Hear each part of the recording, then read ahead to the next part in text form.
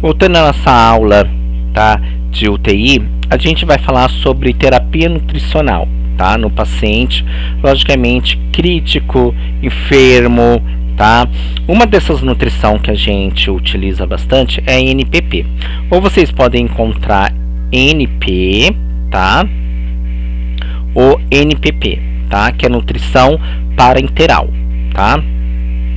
Essa nutrição é importante que a gente saiba, porque é uma alimentação que é quando o meu paciente tem uma dificuldade, não dá pra gente colocar logicamente a sonda nasointeral, meu paciente está muito debilitado, meu paciente está com uma desnutrição, desidratação, e aí a gente vai colocar logicamente essa NPP, tá? Então a NPP é utilizada muito na UTI, tá?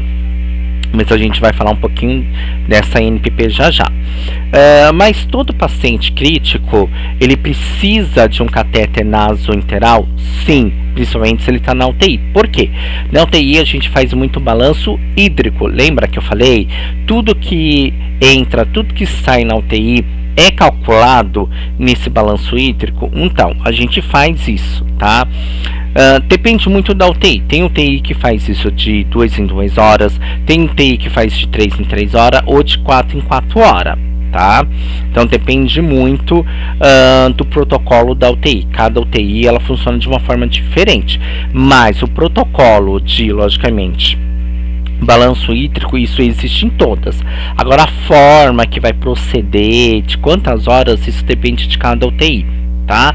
Então assim, começa pela alimentação, logicamente. E logicamente a retirada, né, vai ser quando ele tem uma eliminação da diurese, evacuação, tá? Outra coisa que a gente, logicamente, classifica muito no paciente quando ele está no UTI, a coloração da diurese, das fezes, a quantidade da dieta que você está dando para o meu paciente, tá? Que hora que vai acabar? Por isso que existe a bomba de difusão, porque ela me dá tudo isso, tá? Então ela faz um controle dessa dieta. Lembrando que sendo uma dieta NPP ou sendo uma dieta por sonda, tá? Ou catéter nasointeral, tem que ser, logicamente, gota por gota, tá? Por isso que vocês aprendem farmacologia, micro e macrogotas, por conta disso, tá? Se você, logicamente, deixar a dieta correr muito rápido, isso vai dar uma diarreia no meu paciente. Se dá uma diarreia no meu paciente, vai dar uma assadura no meu paciente. Se dá uma assadura no meu paciente, vai abrir, logicamente, uma LPP. Se vai abrir uma LPP, meu paciente, logicamente, vai ficar com uma LPP que pode evoluir para os graus, tá? 1, 2, 3, tá? 4, depois do 4 a gente não logicamente, não mede mais porque está na extremidade óssea, e ele pode vir a falecer por várias complicações, principalmente dessa LPP. Só para vocês terem uma noção do que pode acontecer com esse paciente, tá? Primeiramente, meu paciente ele está molhado, tá? Pode evoluir para uma LPP? Sim. A questão nutricional pode evoluir para uma LPP? Sim. Por quê?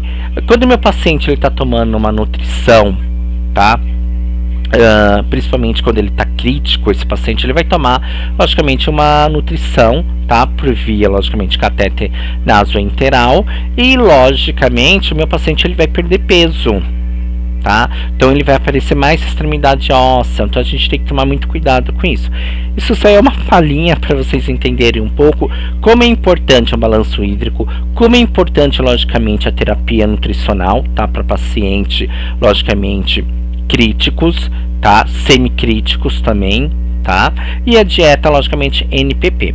Então, por isso que é bom a gente dar uma pequena introdução, tá?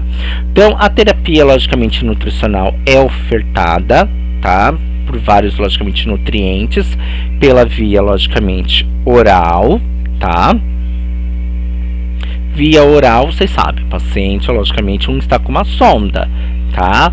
O enteral, tá? Enteral, ó, enteral, catéter nasointeral, tá? Ou para os antigos, sonda nasointeral, tá? Ou uma parenteral, tá? Ó, parenteral. E aí eu vou perguntar para vocês qual que é a importância dessa NPP, tá?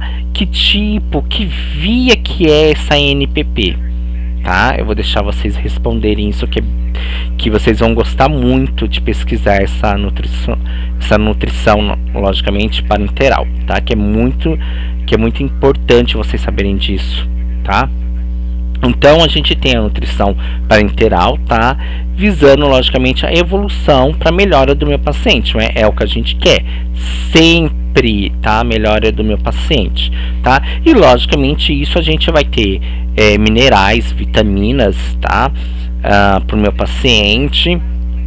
Mas lembrando que o meu paciente, ele tá logicamente ali debilitado, ele tá ali logicamente em coma, então ele tá recebendo os nutrientes, vitaminas, água, às vezes não é tão necessário, tá? Meu paciente pode sim desidratar ali, não porque a gente vai dar todo esse suprimento, todo logicamente água, a gente vai fornecer tudo isso, né? Então o corpo ele está sendo alimentado, mas logicamente ele vai perdendo outra coisa, massa,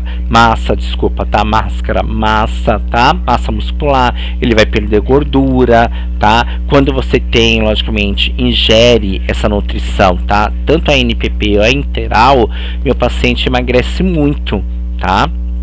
Apesar que essa alimentação, tá, pela sonda ou pelo catéter, ela é calórica, não é? Ela tem alguma substância calórica, mas mesmo assim você perde, porque aquela substância ali, ele está ali só mesmo para alimentar logicamente as minhas células, passarem e fazer logicamente hematose celular. Então é muito importante que a gente tenha isso na cabeça. Todo paciente que começa a tomar logicamente alimentação integral, ele vai ter logicamente um emagrecimento, tá? Então, mas ele não vai ficar desidratado, tá? Paciente, ele não fica desidratado, ele só fica desidratado se você não coloca alimentação, se você não coloca água, tá? Principalmente isso em casa, mas na UTI, não, o paciente ele não fica, tá? E logicamente a gente vai colocar água, tá? Lembrando, é uma regra. Colocou a alimentação do meu paciente, eu preciso logicamente colocar água, eu preciso lavar minha sonda, tá? Senão a sonda entope. Se entope, a gente precisa remover, tá? Logicamente. Ah, mas eu já fiz, peguei seringa, lavei a sonda. Pode acontecer? Pode, mas você tem que tomar cuidado com a pressão que você injeta. Pode atingir, logicamente, um local onde dá a sonda, e ali pode romper vasos. Então a gente tem que tomar cuidado com isso. E ali, tendo a ruptura no estômago, a gente tem que tomar cuidado, porque ali vai sangrar, certo? Então ali já é um motivo de uma alteração corporal, perdendo sangue, tá? Aí acontece isso? Acontece, gente, tá? Eu sei que para o técnico a visão é só pegar lá e lavar a sonda do meu paciente, mas da forma que você injeta, tá? Pode romper vasos, principalmente no intestino, tá? Ou logicamente aonde está a sonda, tá? Com a força da pressão, que a força da pressão é muito grande, então a gente tem que tomar muito cuidado com isso, tá? Então são visões que vocês têm que começar a perceber, que só lavar a sonda pode provocar uma lesão no meu paciente, tá? Então assim, a necessidade, tá, da via oral do meu paciente, logicamente que a gente quer a necessidade que o meu paciente tenha uma alimentação por via oral, mas quando ele não tem, não é? Para ele não ter logicamente uma desnutrição hospitalar, a gente vai colocar ele logicamente ou na NPP, tá? Ou logicamente na enteral, tá? E isso logicamente, se ele tiver logicamente internado, vai ser prolongado, tá? Ou logicamente quando ele vai para casa, se ele conseguir logicamente junto com a fono, com a fisioterapia, tá? Voltar a comer e ali retirar da sonda, tá? A terapia nutricional, logicamente, é para paciente crítico, sempre, tá? Que a gente vem discutindo isso, tá? Para que tenha uma evolução de uma o quê? De uma melhora, né? A escolha da terapia nutricional, tá? É realizada devido, logicamente, várias, tá, considerações de vias. Então, por exemplo, ele não pode se alimentar, logicamente, da via oral. Então, eu preciso, logicamente, da interal, tá? E, logicamente, pelo quadro clínico do meu paciente, tá? As condições geral do meu paciente também, tá?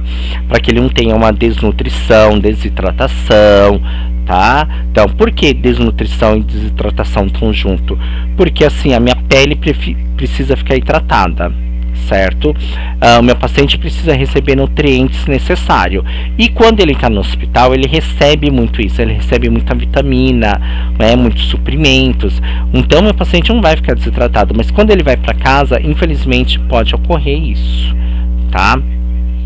A fisiopatologia. A fisiopatologia é muito importante, tá? Porque a gente precisa saber a fisiopatologia do meu paciente para trabalhar principalmente a parte de nutricional, tá?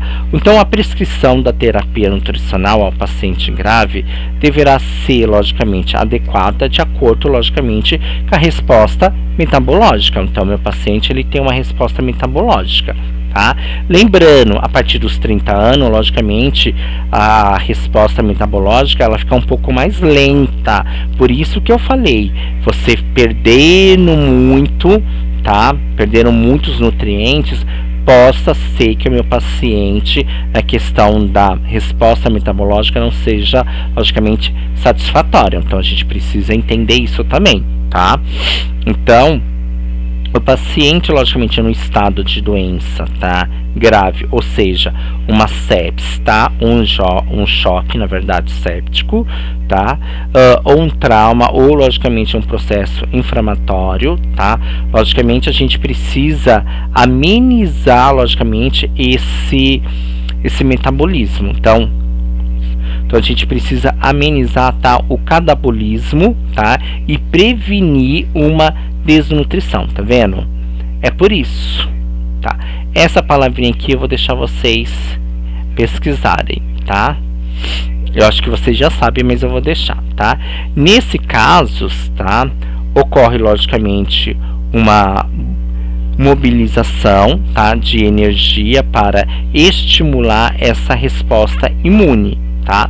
Na verdade, tudo que envolve a fisiopatologia vai envolver, logicamente, a mobilização, a mobilidade do meu paciente também, se o meu paciente não está gastando energia, se o meu processo, logicamente, respostas, tá, estimulada da minha resposta imune está bem ou não, porque assim, tudo mexe com o meu processo imune. Se o meu paciente não se alimenta, se ele não come direito, então, logicamente, que a parte de imunidade cai, meu paciente é mais propício a pegar infecções, bactérias, tá? Então, é por isso que é muito importante, tá? E, logicamente, reparo dos meus tecidos, tá? Lembra das estruturas celulares lá, tá? Lembra muito que a célula precisa de renovação, e quem ajuda esse reparo dos meus tecidos, logicamente, a parte das minhas células, eu tenho tecidos, tá? Se vocês aprenderam tanto em patologia, tanto em anatomia, que é muito importante a gente ter esse reparo dos tecidos, tá? Principalmente quando tem lesões que a gente vai trabalhar, logicamente, LPP. Tá? Então eu vou ensinar vocês a fazerem curativo, vou ensinar vocês a trabalhar, logicamente, questão de LPP, apesar do que vocês já sabem, tá? Eu só vou reforçar, porque eu tenho certeza que vocês devem fazer curativo, tá? Errado, tá? Por quê? Porque vocês deixam a borda morrer, e eu não posso deixar a borda morrer, mas depois a gente conversa sobre isso, tá? Então, eu tenho, logicamente, isso significa, logicamente, o consumo da massa magra, porque a gente tem, logicamente, a massa magra no nosso corpo.